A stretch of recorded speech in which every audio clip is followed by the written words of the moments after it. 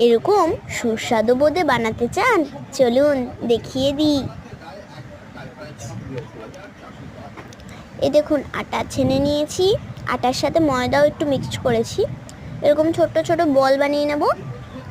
দুটো বানিয়ে নিচ্ছি আগে। চলুন অনেকগুলো বানাই। হয়ে গেছে। এগুলোকে এবার ভাজতে হবে। গ্যাসটা অন করে নিলাম। এই তো এবার ভেজে নিচ্ছি। আদার সাউন্ড শুনতে পেলে ক্ষমা করবেন। এই দেখুন, ঢাকা দিয়ে দিলাম 5 মিনিটের জন্য। খুলে দেখি, আহ কি সুন্দর বোঁদে তৈরি। এটা দিয়ে আপনারা লাড্ডুও বানাতে পারবেন। এই দেখুন, বাড়লাম আমি প্লেটে, খেলাম। আহা কি স্বাদ! লাইক